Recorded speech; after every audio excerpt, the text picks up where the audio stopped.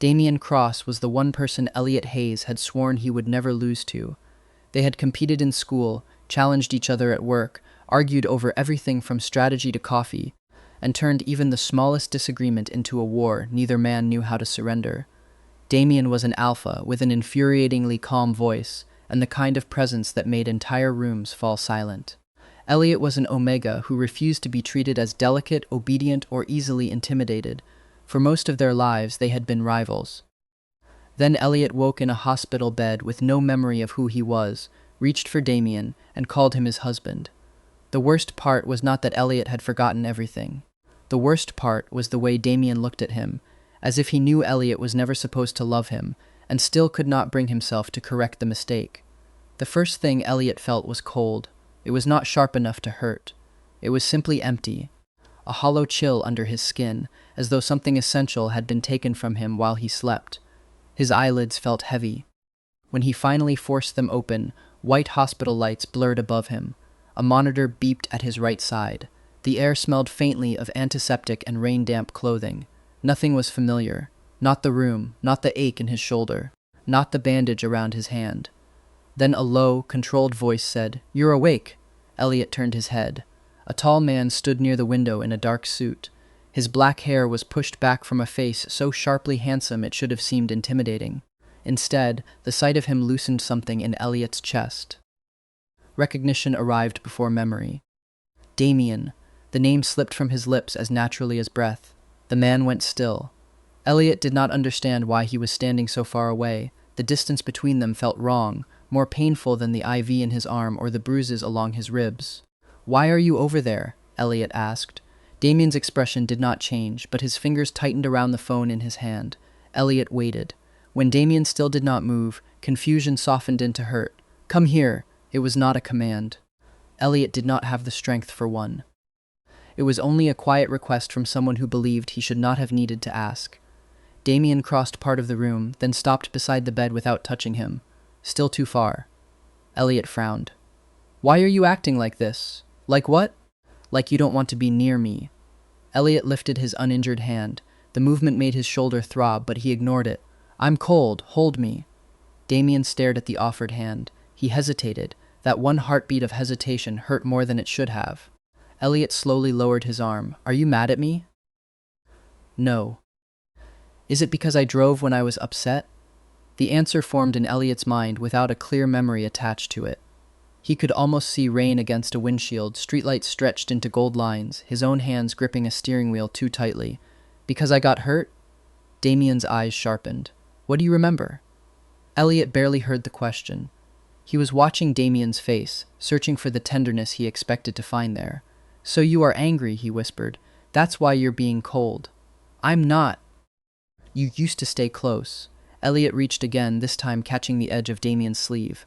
"You always held me when I said I was cold. Why won't you do it now?"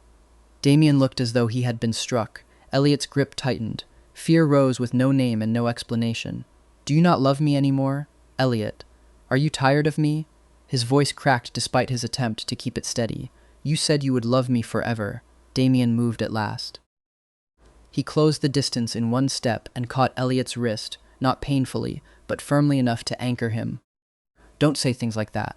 Elliot stared up at him. "Then tell me what's wrong." Damian's control slipped for the first time. "What are we?" The question made no sense. Elliot blinked. "What do you mean? What am I to you?" A small, wounded crease appeared between Elliot's brows. "You're my husband." There was no uncertainty in his answer, no pause, no doubt. Damian released him as though his skin had burned. Elliot watched him take half a step back, and panic flared again. "Don't tell me you don't even want to admit it now."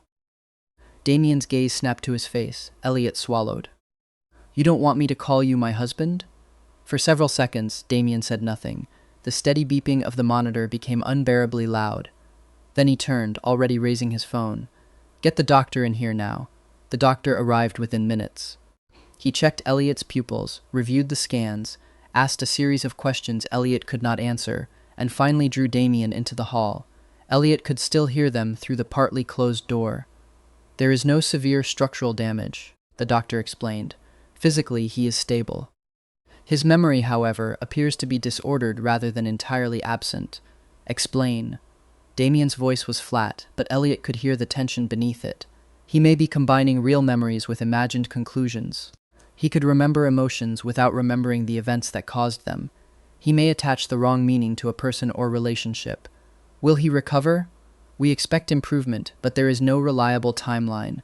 It could be days, weeks, or longer. The doctor paused. His nervous system is still under stress. Do not force him to remember. Avoid emotional shock. Correcting every false belief immediately could trigger panic or worsen the confusion. So what am I supposed to do? Keep him calm. Do not actively create new lies, but do not confront him harshly while he is this fragile. Let his memories return naturally, and make sure he feels safe. Elliot turned his face toward the window. He did not understand why they were speaking, as if he were a puzzle. He only knew Damien was outside the room, and the emptiness returned whenever he could not see him. By the time Damien came back, Elliot had found his phone in the bedside drawer. He opened the contact list and stared at Damien's name. Damon Cross, arrogant bastard. Elliot blinked. That was strange. He opened the message history. It was nearly empty. No affectionate texts, no photographs. No calls that looked like the late-night conversations of two married people. Had he deleted everything? Had they fought? The thought arrived with painful ease. Maybe he had been angry. Maybe he had stormed out, driven too fast, and crashed before they could make peace. Footsteps approached. Elliot locked the phone and pushed it aside. The moment Damien reached the bed, Elliot leaned forward and wrapped both arms around his waist. Damien froze. "I'm sorry," Elliot said against his chest. "For what? I shouldn't have argued with you. I shouldn't have left when I was angry." His fingers gathered the fabric at Damien's back. "I was wrong. Can you forgive me?" The words did not match the truth Damien knew. Elliot had not left a husband after a domestic argument. He had left a business dinner after fighting with Damien, their rivalry sharper than usual. The crash had happened on the way home. But Elliot held him without defense, without pride, without the sharp edges he usually kept between them. Damien remembered the doctor's warning. Keep him calm. Make sure he feels safe. Slowly, Damien placed one hand against Elliot's back. "It's all right," he said. Elliot exhaled as though he had been rescued. "You're not mad anymore?" No. It might have been a lie. It might also have been the first completely honest thing Damien had said. He had never been angry about the accident. He had been terrified. Elliot pulled back enough to search his face. Trust brightened his eyes. "I knew you'd forgive me first. You always do." That was not true. In reality, neither of them apologized first. Their arguments often lasted until one of them found an excuse to speak again without admitting defeat. Damien did not correct him. "You need to rest," he said. "I'll handle everything else." Elliot nodded with immediate confidence, as if Damien had handled everything for him 1,000 times before. Damien stepped toward the window and made 2 calls. He told Elliot's family the injuries were minor. He told them the doctor had advised limited visitors. He promised he would manage the situation until Elliot was stronger. When he ended the second call, he looked back at the hospital bed. Elliot had already fallen asleep, one hand stretched toward the empty space where Damien had been standing. A dangerous truth settled over the room. Even without his memories, Elliot had chosen him. And Damien, who had spent years believing he would never be chosen at all, was not sure he had the strength to give that illusion back. By the 3rd day, the doctors were satisfied with Elliot's physical recovery. His memory remained unstable, but the headaches had eased. He could walk short distances. The bruising along his ribs had begun to fade. What changed most was not his condition, however. It was the way he existed around Damien. At first, Elliot only reached for him when he seemed disoriented. His fingers would catch Damien's sleeve, wrist, or the edge of his hand, as though brief contact helped the world settle into place. Then the touches became longer. Damien. Damien looked up from the laptop beside the hospital window. Elliot was already leaning toward him, his expression quietly expectant. "Come sit with me. You should sleep. I can sleep while you're here." Damien moved to the chair beside the bed. Elliot frowned. "Closer. The chair is close." "That isn't what I meant." Before Damien could argue, Elliot reached around his waist and rested his cheek against his stomach. The embrace was loose at first, almost tentative. When Damien failed to push him away, Elliot relaxed and held on more firmly. "It gets too quiet when you leave," Elliot murmured. Damien stared at the wall above the bed. The doctor had told him not to destabilize Elliot. That explanation had been useful the first time he allowed an embrace. It became less convincing every time afterward. This was no longer simple cooperation. This was Damien accepting something he had wanted for years and had no right to keep. Still, he stayed. Elliot smiled against him as if that alone was enough. When the hospital discharged Elliot, Damien took him to a private house outside the busiest part of the city. It was secure, quiet, and already prepared with medical supplies, groceries, and a guest room. Elliot stepped into the foyer and looked around with open curiosity. The house was beautiful in a severe, carefully controlled way. Dark wood, pale stone, clean lines, and almost no personal decoration. "This is ours," he asked. Damien removed his coat. "You'll stay here while you recover." The answer was not an answer, and Elliot noticed. He wandered into the living room, touched the back of the sofa, then glanced down the hallway. "Which room is ours?" Damien's shoulders tightened. "You'll take the main bedroom. And you? The guest room." Elliot turned slowly. "We're sleeping separately? You're still recovering. You need uninterrupted rest." For a moment, Elliot only stared at him. His face did not harden with anger the way Damien expected. Instead, something smaller and more vulnerable appeared in his eyes. "We're married," Elliot said. "Why would we sleep apart? Elliot, is there someone else?" "No." The answer came too quickly and too sharply. Elliot flinched. Damien immediately regretted the tone, but Elliot had already stepped closer, his voice trembling at the edges. "Then why don't you want to be with me?" That question broke through every careful explanation Damien had prepared. He crossed the space between them and pulled Elliot into his arms. "Stop," he said, quieter now. "Don't think like that." Elliot went still for half a second before melting into the embrace, his arms wrapped tightly around Damien's waist. "Then don't push me away." Damien's hand settled between Elliot's shoulder blades. "There is no one else." Elliot waited. The silence demanded more. Damien closed his eyes. "I only have you." The words escaped before he could decide whether they belonged to the false marriage or to the truth he had hidden for years. Elliot leaned back enough to see his face. "Really? Really? Then sleep with me." Damien inhaled slowly. "I mean sleep." Elliot added, almost embarrassed. "I couldn't rest properly at the hospital. Every time I woke up, I wanted to hold you." That was exactly the problem. Every innocent admission stripped away another piece of Damien's control. "Fine," he said at last. "We'll use the same room." Elliot's entire expression brightened. The change was so immediate that Damien had to look away. That night, Damien placed a careful line of pillows between them. Elliot stared at the barrier. "What is that?" "You move in your sleep. So do you." "I don't." "You do now." Elliot pushed one pillow aside and lay down.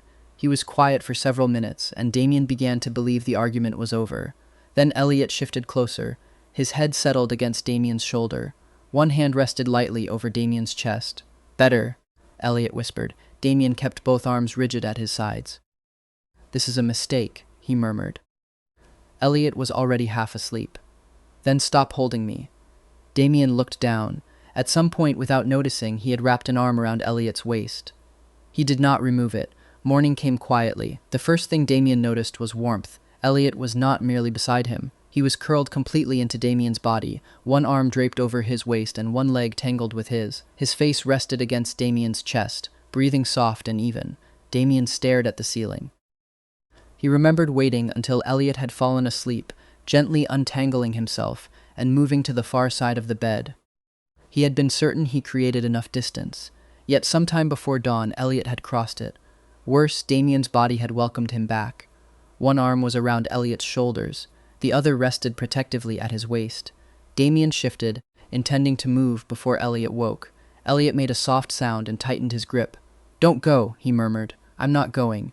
The promise came too easily. Elliot relaxed at once. A few moments later, his eyes opened. Sleep softened his features in a way Damien had never seen before. "Morning, morning." Elliot studied him for several seconds. Then, with the seriousness of someone asking an important question, he said, "Can I kiss you?" Damien's entire body went still.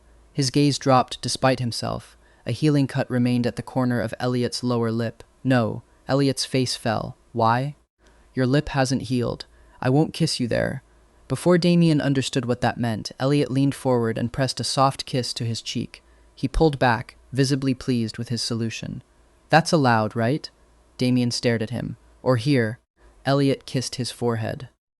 That can't hurt my lip, Elliot. It was meant to be a warning. It sounded too much like a plea. Elliot blinked innocently. What? We're married. There was the dangerous answer again, simple enough to justify anything. Damien should have corrected him. He should have left the bed, called the doctor, or created a distance Elliot could not cross. Instead, Elliot wrapped both arms around his waist and settled back against him. Just a little longer, Elliot said. His body relaxed as though he had found home. Damien remained awake long after Elliot fell asleep again.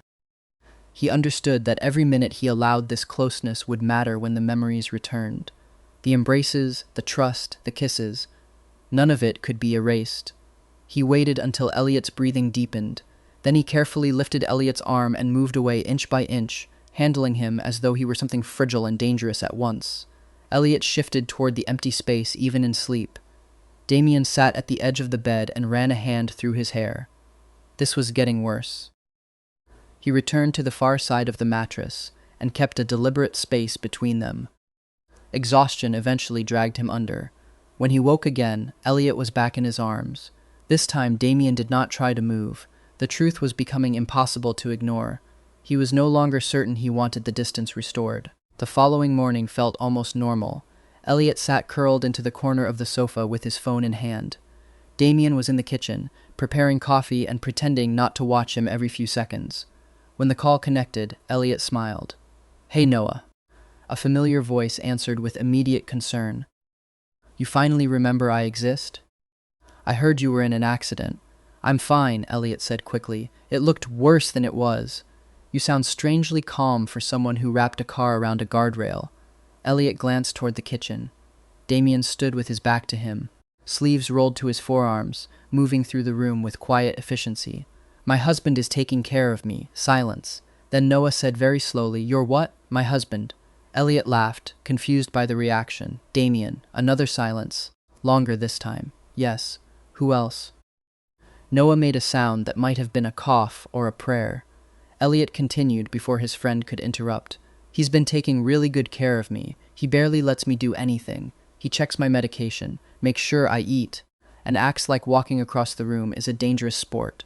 A soft smile touched his mouth. "He's gentler than people think." "Elliot," Noah said carefully, "since when do you have a husband?" Elliot tilted his head. "We got married recently." "I guess we didn't have time to tell everyone before the accident." "We're already living together, but when we have the ceremony, you'll be invited." On the other end, Noah stopped breathing. At that exact moment, Damien walked into the living room. He heard enough, his gaze locked on Elliot. "Give me the phone." Elliot blinked. "Why?"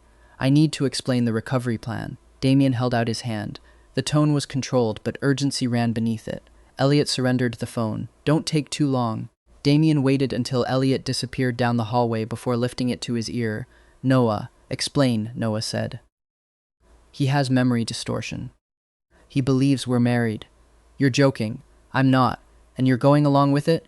The doctor said a direct confrontation could destabilize him. "I'm keeping him calm until his memories return." Noah was silent for several seconds. "Do you understand what you're doing?" "Yes." "No, I don't think you do." Noah's voice lowered. "Elliot has feelings for you." Damien looked toward the hallway. "I know." The admission surprised even him. Noah exhaled. "Then don't play with him. He might not remember who he is right now, but he'll remember eventually. Every choice you make before that happens will still matter afterward." "I'm not playing." Damien's grip tightened around the phone. "I'll make sure he recovers safely. I won't cross a line. You'd better not." The call ended. Damien stood in the center of the room, the phone still against his ear. "Was that Noah?" He turned. Elliot had returned and was watching him with open curiosity. "Yes." "What did you tell him?" "The truth." Elliot smiled faintly. "Which truth?" "That you're recovering and need rest." The answer satisfied him. It should not have, but it did. Later that morning, Damien prepared to leave for work. He put on his watch, adjusted his cuffs, and returned every visible part of himself to the disciplined order he wore like armor. Elliot followed him to the foyer.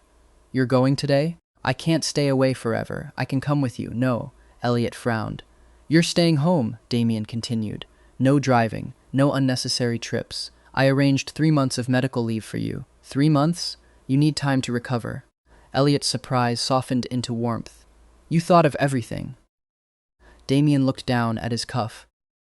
You must love me a lot, Elliot murmured. The truth sat between them, too large to deny and too dangerous to confirm. Elliot stepped forward and wrapped his arms around Damien's waist. Take care of yourself too. You've been looking after me for days. You must be exhausted. Damien's hand hovered before settling briefly against Elliot's back. I'll stay home, Elliot promised. But come back early. All right. Elliot smiled and released him reluctantly. Damien reached the door, then hesitated. For the first time in years, leaving Elliot behind felt more difficult than walking toward him. The house became painfully quiet after Damien left. Elliot wandered from room to room, studying the life he believed they shared. The longer he looked, the stranger it seemed.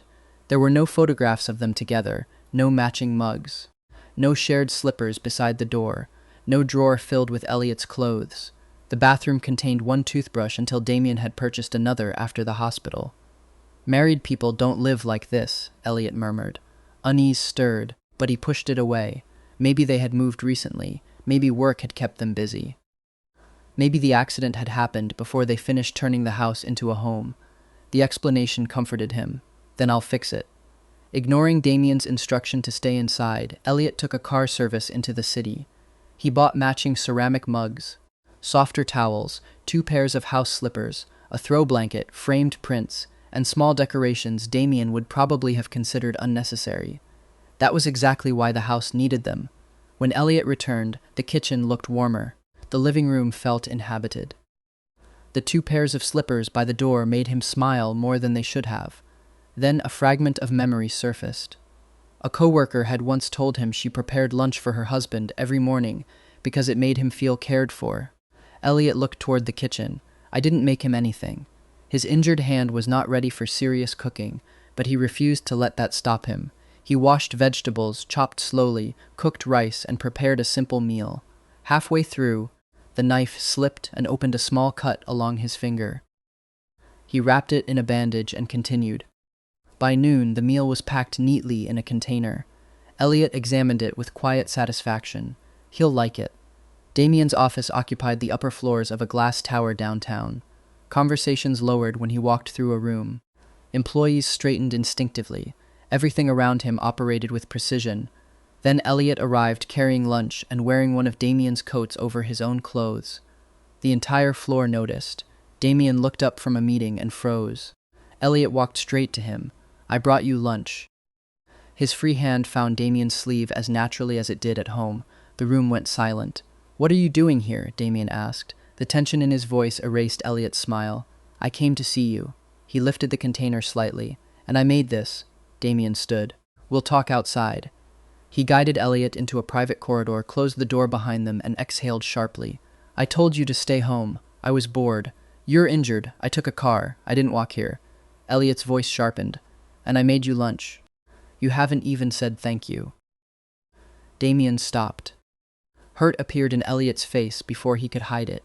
Are you embarrassed? He asked. Of what? Me. Elliot looked back toward the closed door. You don't want them to know I'm your husband. That's not true. Then maybe you don't like me as much as I thought.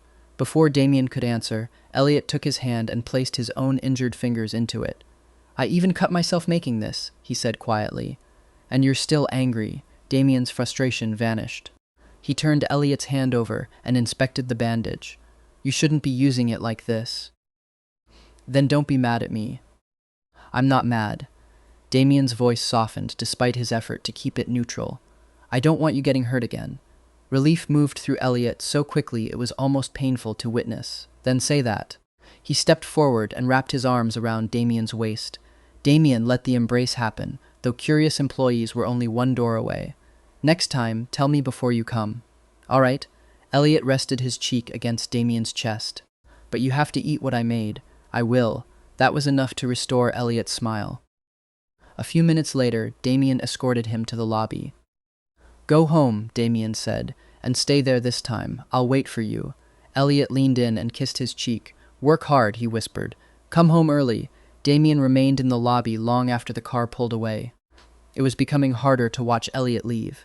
The problem with being left alone was that Elliot had too much time to think. Silence became space. Space became questions. Questions became entire stories he could not stop constructing. To distract himself, he started watching romance dramas. One series became 3, then 5. He watched couples misunderstand each other, separate dramatically, confess under impossible weather conditions, and reconcile through desperate embraces. The plots were exaggerated, but Elliot treated them with the seriousness of research. By the second day, he was no longer simply watching. He was taking notes. "So that's what a good husband does," he murmured, curled on the sofa with his chin on his knees. The internet agreed that affection mattered. So did effort. So did looking attractive for one's partner. When Damien returned that evening, he loosened his tie, stepped into the living room, and stopped. Elliot stood near the window in a pale, soft shirt that slipped loosely over one shoulder. It was not indecent. It was simply more deliberate than anything Elliot usually wore. The setting sun outlined him in warm gold. "You're home," Elliot said with a small smile. Damien's gaze moved over him once before snapping away. "Why are you dressed like that?" Elliot looked down at himself. "Like what? Change your clothes." His smile faded. "You don't like it?" "That isn't the point. I thought husbands were supposed to look nice for each other." Damien closed his eyes briefly. "You've been watching those shows again. They're educational. They're fictional." Elliot crossed his arms. "So you don't think I look good?" Damien looked directly at him then, and the intensity in his eyes stole the rest of Elliot's argument. "You look too good," Damien said. "That is the point." He walked away before Elliot could decide whether the answer pleased or frustrated him. That night, Damien worked at the dining table, while Elliot sat beside him, watching more than reading. "Damien, what? Can I kiss you now?" The pen in Damien's hand stopped. Elliot touched the almost healed cut at the corner of his lip. "It doesn't hurt anymore. You should wait." "I've waited. You've waited 2 days. That is still waiting." Elliot moved closer. "I'll be careful." Before Damien could stop him, their lips met. The kiss was light, brief, and almost innocent. It lasted no longer than a breath. Damien froze as completely as he had in the hospital. Elliot drew back, a shy satisfaction in his eyes. "See, it didn't hurt." Damien set the pen down with deliberate care. "Don't do that again." "Why?" "Because I won't be able to stop you next time," Damien nearly said. Instead, he answered, "You could reopen the wound." Elliot studied him. A faint, knowing smile appeared. "Then I'll be more careful next time." The following morning, Elliot raised an even more dangerous subject. They were in the kitchen. Damien was drinking coffee. Elliot was spreading jam over toast with excessive concentration. "If we're married," Elliot said, "shouldn't we have completed a bond?" Damien almost inhaled his coffee. "No," Elliot looked up. "No, we shouldn't have, or no, we didn't. Both. Why? It isn't necessary. In every Omegaverse drama I watched, married couples mark each other. This is not a drama." Elliot considered that, then nodded. "Fine." Absolute silence filled the kitchen. Damien slowly lowered his cup. "No." Elliot sighed as if Damien were being unreasonable. "You're very strict." "Elliot, other husbands are probably more cooperative. Then perhaps you should stop learning marriage from television."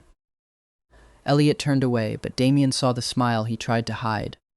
That afternoon, Damien spoke with Elliot's parents. They already knew about the memory disturbance and had agreed not to confront him. His mother's worry was obvious even through the phone. "Just take care of him," she said. "I will." "And Damien?" "Yes?" There was a careful pause. "Do not let him make a decision he would not make with all his memories." Damien stared through the office window at the city below. "Nothing inappropriate will happen. We trust you." The trust felt heavier than an accusation. Later that evening, Damien passed the study and heard Elliot speaking to his mother.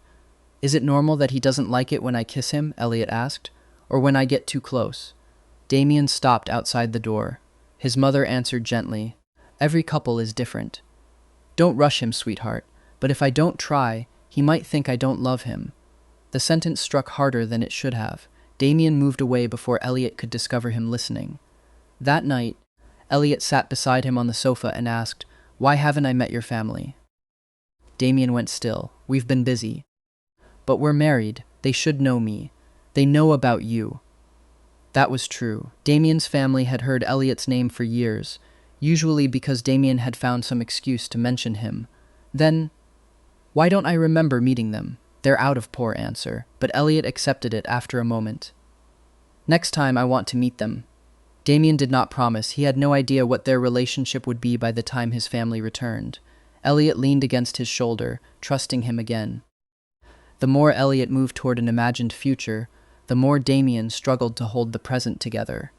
Every request was reasonable inside the marriage Elliot believed in. Every refusal felt like rejection. Every moment of affection made Damien want something he had promised not to take. The situation was becoming difficult to fix. Worse, part of him no longer wanted it fixed. A few days later, Elliot appeared by the front door in a neatly pressed coat. "Can I come with you today?" "Where?" "Anywhere. You said we're married."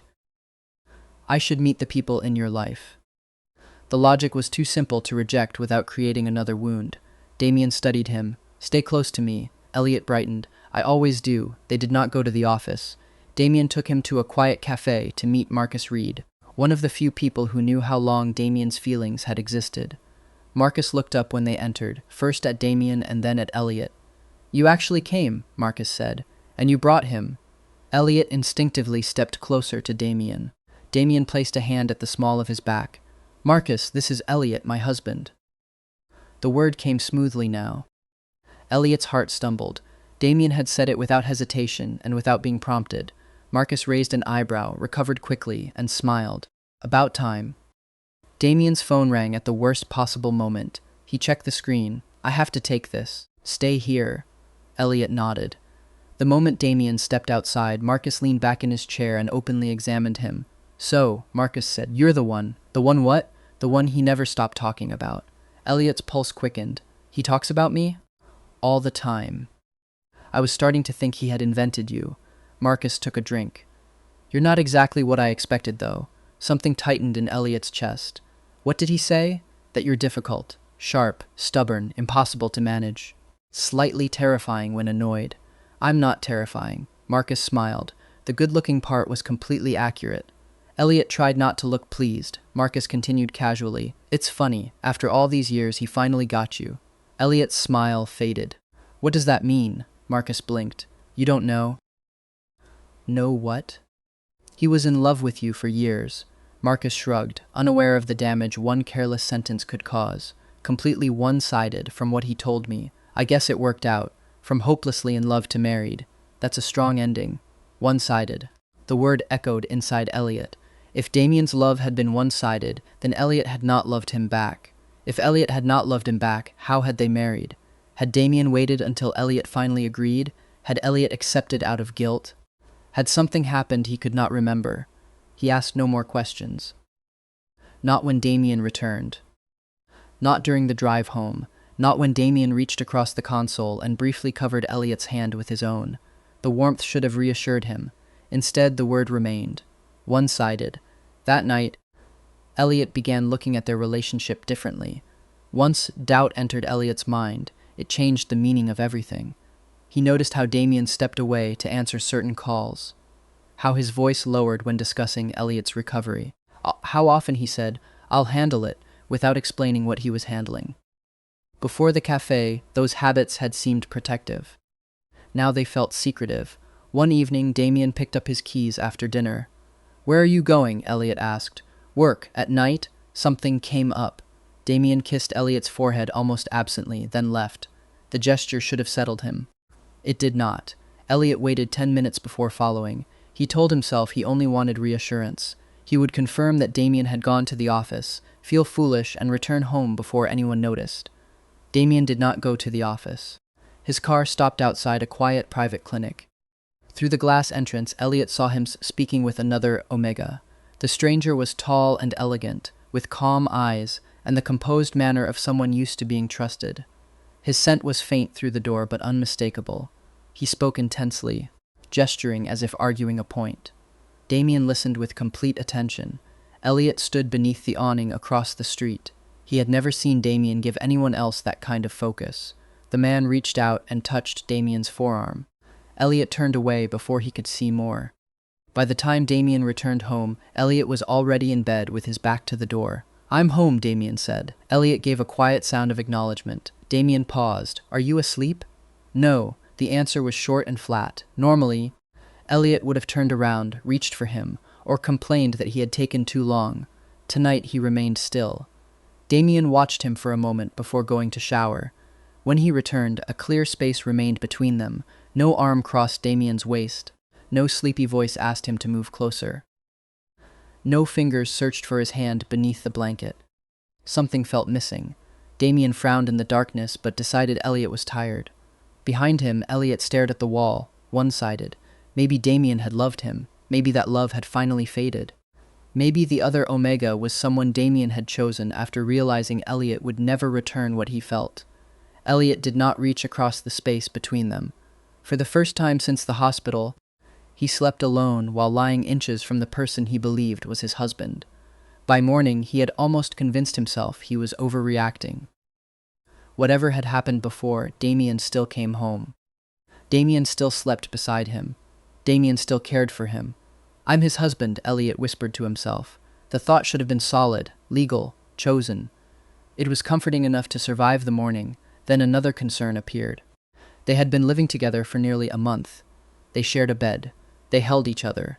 They had exchanged brief kisses. But Damien had never allowed anything more. Every romance drama Elliot watched treated physical closeness as a natural part of marriage. Every article he found insisted that desire mattered. Yet Damien always stopped, looked away, or created distance. Why? Elliot whispered. The question quickly turned inward. Maybe Damien did not want him. Maybe Elliot was not attractive enough, not gentle enough. Not the kind of Omega an alpha like Damien would desire. Maybe Damien's love had remained emotional and impossible for years until it changed into obligation. Elliot spent the afternoon searching the internet. How to keep your husband interested. How to rebuild attraction in a marriage. How to know if your partner still wants you. How to become more confident with intimacy. The answers repeated the same advice. Be honest, take initiative, create closeness, show confidence. By evening, Elliot had decided to try. When Damien entered the house, the lights were dimmer than usual. "Elliot?" "I'm in the bedroom." Damien followed the voice and stopped in the doorway. Elliot stood beside the bed, wearing a soft, loose shirt and dark lounge pants. Again, nothing was truly inappropriate. The difference was intention. Elliot had chosen every detail because he wanted to be seen. He looked nervous despite the confidence he was trying to imitate. "Do you like it?" he asked. Damien forgot how to answer. Elliot stepped closer. "I thought maybe I should try harder." "Try what?" Elliot did not answer directly. He stopped close enough for Damien to feel his warmth and rested one hand against Damien's chest. "I'm your husband," he said softly. "Right?" The question was no longer innocent. It asked for confirmation, desire, and proof all at once. Damien's control thinned. "Elliot." Elliot heard warning and mistook it for rejection. "Is it me?" he asked. "Am I not enough?" Everything in Damien tightened. He stepped back too quickly. "Stop." The word came out harsher than he intended. Elliot's hand dropped. Oh, that quiet sound held no anger, only understanding. Damien turned away and ran a hand through his hair. "This isn't something you should be thinking about while you're recovering." "I understand. You need to focus on getting well." "I said I understand." Elliot's voice was steady in the dangerous way it became when he was trying not to show pain. "I'll be outside," Damien said. He left because staying would have destroyed the last of his restraint. Elliot remained in the center of the room after the door closed. The place where Damien had stepped away still felt warm. "So I'm really not enough," he whispered. The next morning, the thought had not disappeared. Elliot lay awake long after Damien left for work. Eventually, one question rose above the others. If they were married, there had to be proof. He searched public records. The results appeared quickly. No marriage license, no registered domestic partnership, no legal record joining Elliot Hayes and Damien Cross in any way. Elliot stared at the screen until the letters blurred. They were not married, not legally, not secretly, not at all. The truth rearranged every moment of the past month. Damien had not been a distant husband. He had been a man protecting an injured rival. The separate bedroom made sense. The hesitation made sense. The refusal to touch him made sense. The empty house, the lack of photographs, the missing messages, the strange phone calls, everything made sense. Elliot had created the marriage in his damaged memory. Damien had gone along with it. "Out of pity," Elliot said. The house suddenly felt like a stage set built around his humiliation. He remembered every embrace he had demanded, every kiss. Every time he had called Damien his husband in front of other people. Every domestic object he had purchased for a life that did not exist. He grabbed a jacket and left. The sky was heavy with clouds. Rain began before he reached the end of the block, light at first and then relentless. Elliot kept walking until his strength failed. He sat on a low wall beside the road, soaked through, staring at nothing. When Damien returned and found the house empty, panic struck immediately. He called once, twice. By the third unanswered call, he was already in the car. He searched the nearby streets, then the park, then the route toward Elliot's old apartment. Rain blurred the windshield. Every red light felt unbearable. Finally, he saw a familiar figure sitting alone beside the road. Damien stopped the car so abruptly another driver honked behind him. He crossed the distance at a run. Elliot. No response. Damien grabbed his wrist. "What are you doing out here?" Elliot pulled weakly away. "Don't. You're freezing. Come home." "I don't have one." Damien's expression hardened with fear. "What are you talking about?" Elliot let out a breath that almost sounded like a laugh. "We're not married." Rain filled the silence between them. "There's no record," Elliot continued. "No license, nothing. Elliot, listen to me. I misunderstood everything." He looked at the wet pavement instead of Damien. "You just went along with it because the doctor told you to. That isn't the whole truth. You don't love me. You were being kind. That is not true." Elliot stepped back. "It's fine. I was the one who wanted too much." His fingers trembled at his sides. "I thought if I tried harder, you might actually want me." Something inside Damien broke. He closed the distance and caught Elliot by both shoulders. "Stop. Don't say that." Elliot still would not look at him. "Look at me." When Elliot finally raised his eyes, Damien saw how close he was to losing him. "I didn't correct you because I was afraid the truth would hurt you while you were injured," Damien said. His voice was low and raw. "But that wasn't the only reason." Elliot said nothing. This was never pity. Not once. Damien's grip tightened. "I love you." The confession landed with no preparation and no room to escape. "I have loved you for years." Elliot's lips parted, but no sound came. "There is no one else," Damien continued. "There never has been." "Then why did it always feel like you didn't want me?" Elliot asked. "Because I wanted you too much." Damien's answer was immediate. "Do you know how many nights I lay beside you without sleeping? Do you know what it was like to hold you and force myself not to take advantage of what you believed?" His voice roughened. "Every time you kissed me, every time you climbed into my arms, I wanted to forget the promise I made to protect you." He lifted one hand and brushed rain-soaked hair from Elliot's forehead.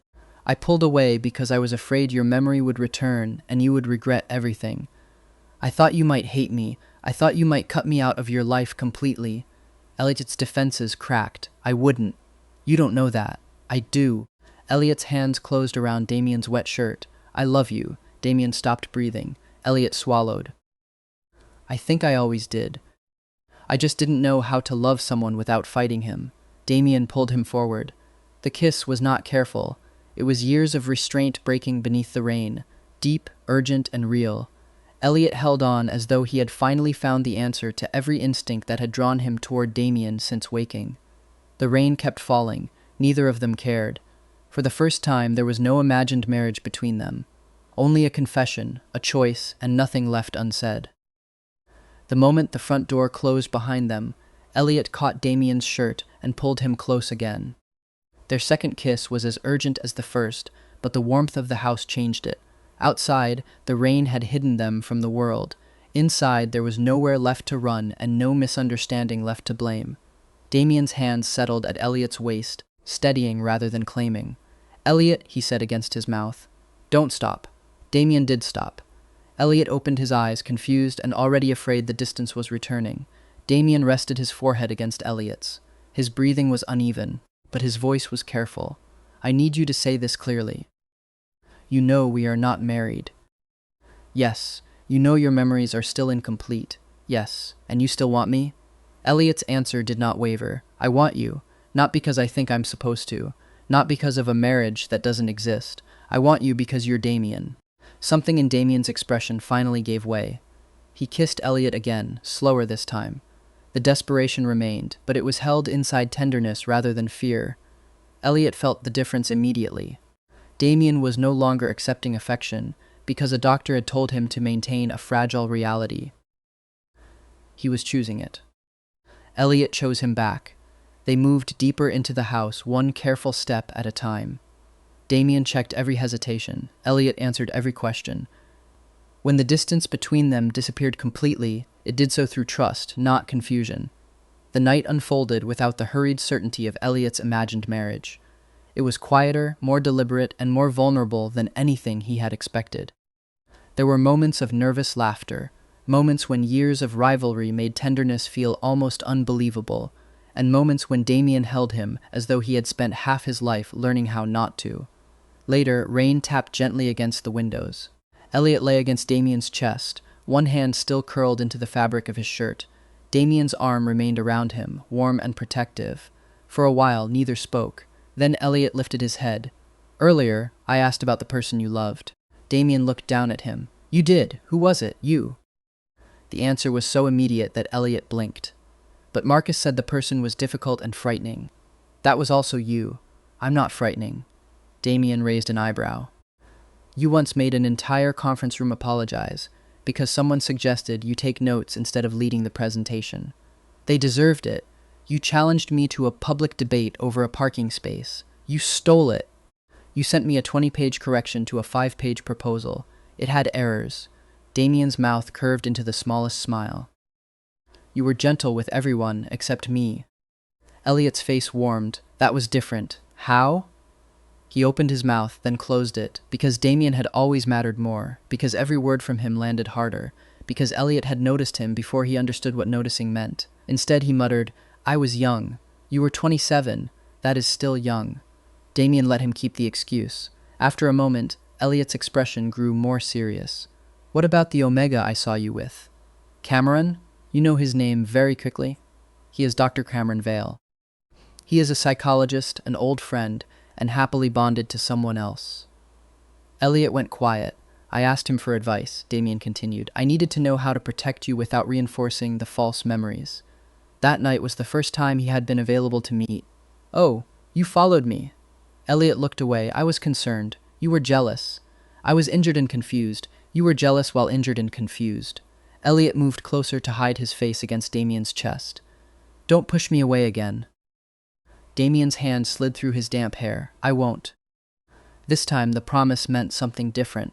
It was not an attempt to soothe a patient. It was an agreement between two men who finally knew what they were choosing.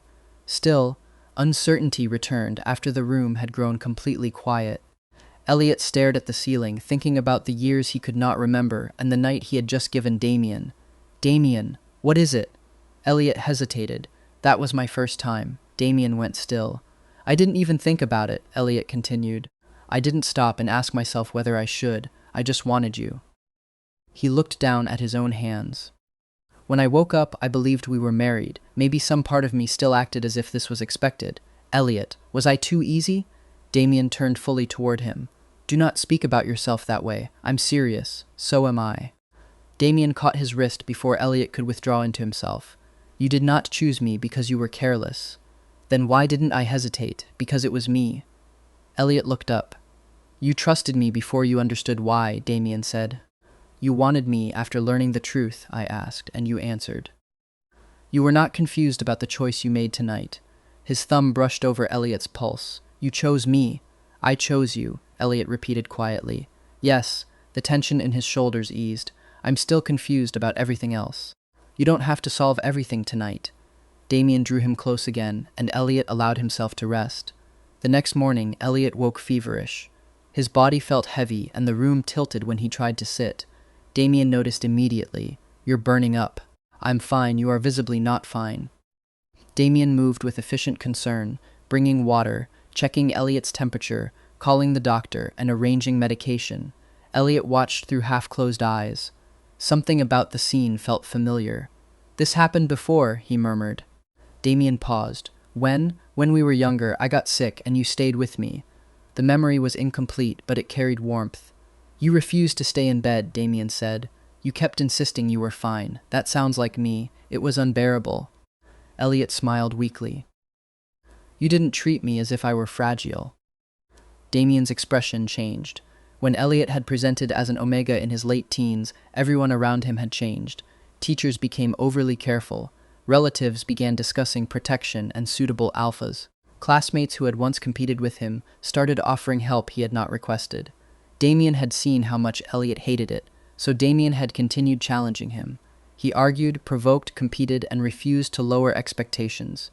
At the time, Elliot had believed Damien was cruel. Now the memory carried another meaning. I hated becoming an Omega, Elliot admitted. Everyone looked at me like I had turned into someone weaker. You weren't weak. You were the only one who acted as if nothing had changed. Something had changed. What? Damien adjusted the blanket around him. I had to work harder not to let anyone see how much I wanted to protect you. Elliot's eyes softened. We fought constantly, he said. You started most of it. That is not true. You once threw a book at me. You deserve that too. Damien almost smiled. Elliot's eyelids grew heavier. Maybe I thought I hated you, because fighting was the only way I knew how to stay close. The words drifted at the edge of sleep. If being an Omega means I can be with you like this, he murmured, maybe it isn't so bad. Damien stayed beside him until he fell asleep. He canceled his morning schedule. He made sure Elliot ate and took his medicine. By early afternoon, however, an urgent meeting required his presence. Before leaving, Damien placed food, water, and medication within reach. He wrote a note and set it on the bedside table. Eat when you wake up. Take the medicine. I'll be home early. Love you. He hesitated after writing the final words, then left them there. When Elliot woke, the house was silent. He reached for the note. Love you. The phrase was simple, familiar. Something flickered behind his eyes. A classroom. A debate. Damien standing across from him with a maddeningly calm expression. A younger Elliot declaring that he would rather bond with a stranger than spend another hour in Damien's company. Rain on a windshield. A business dinner. A final argument. The road curving too quickly, then everything returned. Not gradually, not gently. His past struck all at once. The rivalry, the competition, the years of hidden attraction, the resentment he had used to conceal it, the accident, and every humiliatingly tender thing he had done afterward. He remembered calling Damien his husband. He remembered clinging to him in the hospital. He remembered buying matching cups, delivering lunch, asking for kisses, suggesting a bond and a baby, becoming jealous, and offering every soft part of himself without the defenses he had spent years building. He remembered the night before. Elliot's breath caught. What did I do? The warmth of the previous night suddenly felt too close, too exposed, too real. He sat up too quickly. Dizziness swept over him, but panic was stronger. Damien had seen him without pride, without resistance, without the person Elliot believed himself to be. Worse, Damien had loved that version of him. Elliot could not remain in the house long enough to discover whether Damien would still love the man whose memories had returned. He dressed with shaking hands and left. By the time Damien's phone rang, he was halfway through his meeting. He ignored the first call. Then the second. The third came from Noah Bennett. Damien stepped into the hall and answered immediately. He remembers, Noah said. Everything inside Damien went still. He's at my place, Noah continued. He needs time. Damien closed his eyes. This was the moment he had feared since the hospital. Don't come yet, Noah added. Let him process it. Damien wanted to refuse. He wanted to drive there, bring Elliot home, and demand that nothing between them be dismissed as a mistake. Instead, he forced himself to say, all right. The call ended. For the first time since the accident, Damien had nothing he could fix through control or planning. He could only wait. If Elliot chose him now, it would be with every memory restored. And if Elliot did not, Damien would have to accept that the life they had built had existed only in the space between injury and truth. The first few days at Noah's apartment felt unreal. Elliot spent most of his time by the window or curled into the corner of the sofa. His fever faded. His mind did not settle. Noah never pushed. He brought food, left medicine on the table, and sat nearby when silence became too heavy. He had known Elliot long enough to understand that questions could feel like pressure, and pressure could make him run farther. On the second evening, Noah set a cup of tea in front of him. You don't have to solve everything at once. Elliot stared into the steam. I remember everything. That's the problem. That sounds like the opposite of a problem. You didn't spend a month calling your rival your husband. No, but I would have paid to watch you do it. Elliot glared at him. Noah lifted both hands. Too soon. The glare faded. Elliot's fingers tightened around the cup. I don't know which version of me Damien loves. Noah's expression became serious. You think he only loves the version who lost his memory. That version was easy. Elliot forced the words out. He was soft, dependent. He wanted to be held all the time. He apologized. He trusted Damien without questioning anything. And the real you? I argue, I push, I make everything difficult. Elliot looked down. I don't know how to stay. Noah leaned back in his chair. Maybe that's exactly why Damien stayed. Elliot did not answer. His phone lit on the table. Another message from Damien. Did you eat? It was followed by a second. Take your medicine. Sleep early. I'll wait until you're ready. Damien sent messages every day, morning, afternoon, and night. He never demanded an explanation. He never asked Elliot to come back. He only reminded him to eat, rest, and take care of himself. Elliot read every message. He replied to none. You know his feelings are real, Noah said. I do. Then what are you afraid of? Elliot's voice dropped. What if those feelings are real, but they're for the person I became after the accident, the one who needed him, the one who made him feel wanted? Noah considered the question. Did Damien start loving you after the accident? No. Did he spend years talking about some imaginary gentle version of you? No. Then perhaps you should stop inventing reasons he couldn't possibly love you. Elliot's jaw tightened. That is an oversimplification. It is also accurate. By the fourth day, Damien stopped waiting. The silence had stretched too long. He arrived at Noah's apartment without calling.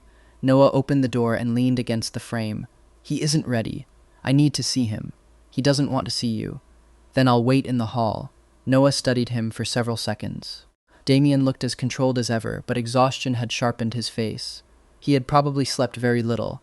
You're both exhausting, Noah said. Go inside. Fix your disaster. He stepped aside. Elliot heard the door close and froze. He knew the rhythm of Damien's footsteps before he saw him. Panic struck immediately. For one absurd second, Elliot considered escaping through the kitchen. He had taken only one step when Damien entered the room. Their eyes met. Elliot moved backward. Wait! Damien crossed the space in 2 strides and pulled him into his arms. Got you, he said. The words low and rough. Elliot went rigid. Damien held him tighter. You don't get to run from me. I wasn't running. You left while you were sick, ignored every message, and hid here for 4 days. I needed time. You had it. Damien pulled back just enough to see him. Now you're talking to me. There was no anger in his voice, but there was no escape either. Elliot's hands rested uncertainly against Damien's chest. What if I'm not what you want? You are. You don't understand. Elliot looked away. The person I was after the accident was different. He was easier. Good. Elliot looked back sharply. What? I did not fall in love with someone easy. Damien's answer was calm and certain. I fell in love with you. A beat of silence passed. The you who challenged me in every meeting. The you who refused to accept help unless you had already exhausted every other option. The you who could turn ordering dinner into a negotiation. That happened once. It happened last month before the accident. That restaurant's menu was inefficient. Damien ignored the defense. I knew that version of you first. I loved him first. Elliot's composure weakened. Then why did you look at me differently when I lost my memory? Damien did not pretend to misunderstand. Because you finally stayed close. The honesty landed without warning.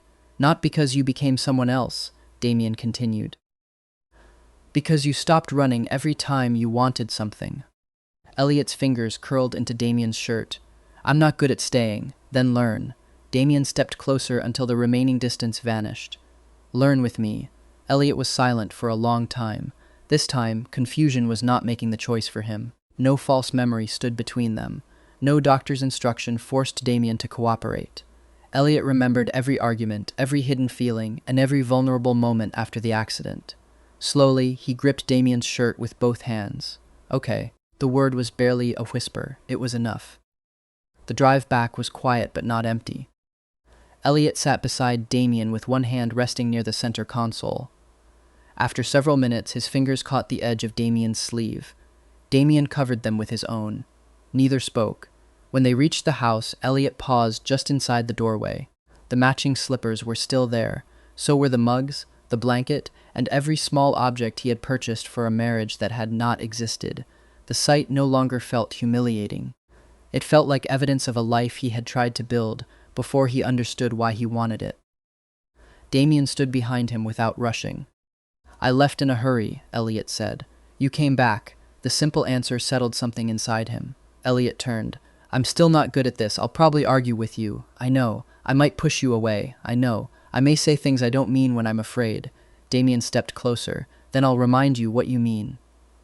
Elliot looked at him for a long moment. Don't let me run again. I won't. There was no hesitation in the promise. Elliot leaned in first. The kiss was not desperate like the one in the rain. It was steady, deliberate, and entirely chosen. Damien met him halfway, one hand resting at his waist. When they separated, they stayed close. We should make it official, Damien said. Elliot let out a small laugh. This time for real? This time with paperwork, witnesses, and no neurological confusion. That sounds less romantic than the rain. It is legally stronger. Elliot smiled. All right. The decision felt simple, not because their path had been easy, but because everything difficult had already shown them the same truth. They were better when they chose each other. The legal process was less dramatic than anything that had brought them there. There was no rain, no hospital monitor, no desperate confession. Only a quiet office, a stack of forms, and their names written side by side. Elliot stared at the completed marriage license longer than necessary. This is real, he said. Damien glanced at him. It was real before. The relationship was real. The marriage was imaginary. A technical distinction. A legally important distinction. Damien's mouth almost curved. You sound like me. Never say that again. Their wedding took place several weeks later. It was simple and warm, attended only by family and close friends. Noah cried and denied it. Marcus apologized 3 separate times for the one-sided comment that had nearly destroyed everything. Dr. Cameron Vale came with his bonded partner and informed Damien that following professional advice did not include falling hopelessly in love with a patient's false reality. I was already hopelessly in love, Damien replied. That is not the defense you think it is, Cameron said. Elliot overheard and smiled. When the ceremony began, he stood across from Damien without fear. He remembered all of it now, the competition, the anger, the attraction, the accident, the false marriage, and the real choice that followed. He did not need memory loss to reach for Damien. He did it with full understanding. Damien took his hand. This time, when Elliot called him his husband, no one corrected him. Marriage did not make their life perfect. They still argued over small things. Elliot continued reorganizing Damien's kitchen because he considered the original system emotionally hostile. Damien continued replacing every object exactly where he believed it belonged. Elliot accused him of excessive control. Damien accused Elliot of hiding important documents in decorative baskets. Both accusations were correct. The difference was that Elliot stopped leaving when conflict became uncomfortable. Damien stopped using silence as a substitute for vulnerability. Slowly, another change appeared. The softer parts of Elliot, the ones he had exposed during his memory loss, did not disappear. At first he did not notice. He leaned against Damien when tired. He reached for his hand in crowded places. He asked to be held instead of inventing an excuse to remain in the same room. He began saying what he wanted before frustration transformed it into an argument. One evening, Elliot paused in the middle of the living room. I've been acting differently. Damien looked up from his book. How? Softer. Elliot frowned as if the word itself were suspicious. Like I was after the accident. Damien set the book aside. That was not a different person. It felt like one. It was still you. Elliot studied him. You stopped holding yourself back, Damien continued. That is all. I thought needing someone made me weak. It doesn't. You say that because you enjoy being needed. I enjoy being needed by you. Elliot's expression softened despite his attempt to resist it. The man he had become after the accident had not been fake. He had been Elliot without years of fear, pride, and defensiveness. Memory loss had not created his tenderness.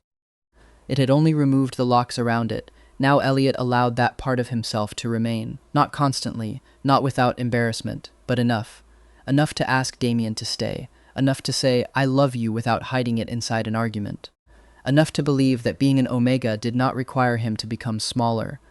Enough to understand that accepting protection did not erase his strength. Months passed in a rhythm that felt steady and real. Then one morning, Elliot stopped halfway through breakfast and pressed a hand to his abdomen. Damien looked up immediately. What is it? I don't know. Pain? Not exactly. Elliot frowned. Something feels different. Damien was already reaching for his phone. Elliot sighed. You don't need to call an ambulance. I wasn't going to. You opened the emergency contacts. I was being prepared.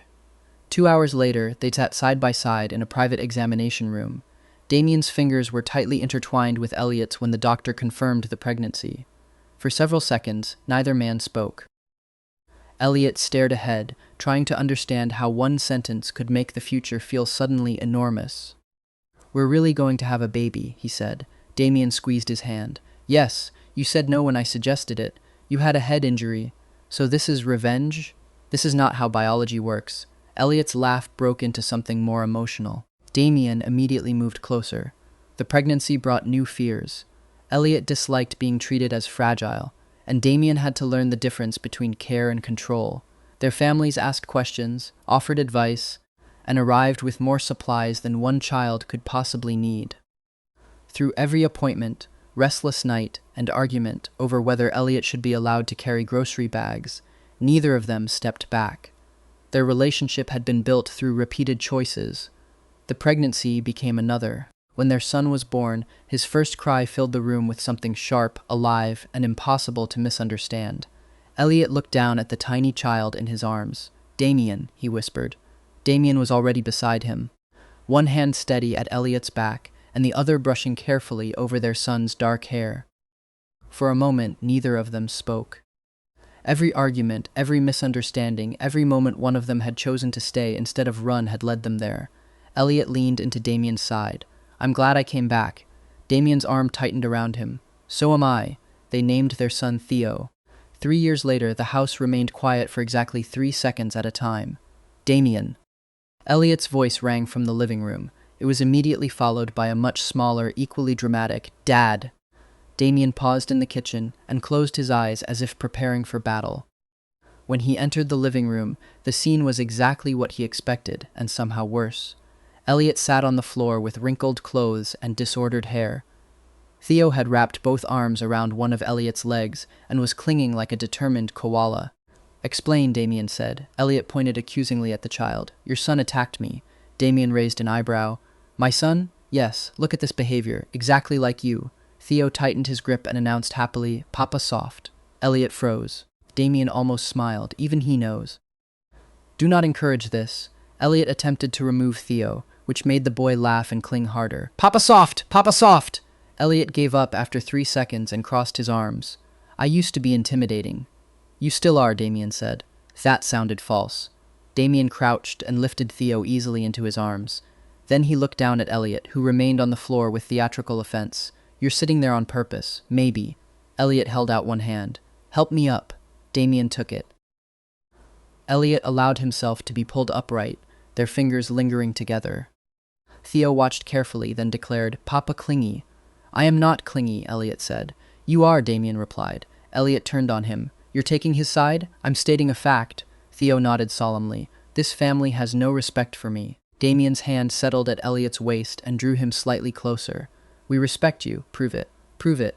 Damien kissed his temple. "There, that does not count. It counts." Before Elliot could continue the argument, Theo leaned forward and planted a loud, messy kiss on his cheek. "Papa," Elliot went still. Then he melted in the softest, most defeated way possible and lifted a hand to steady their son. "Fine," he muttered. "I accept this evidence." Later, after Theo had fallen asleep and the house was finally quiet, Elliot rested against Damien on the sofa. One arm lay loosely around Damien's waist as though it had always belonged there. "Don't let me run again," Elliot murmured, already half asleep. Damien brushed his fingers through Elliot's hair. "I won't." After a moment, he added, "You don't run anymore." Elliot did not argue. He only moved closer and stayed.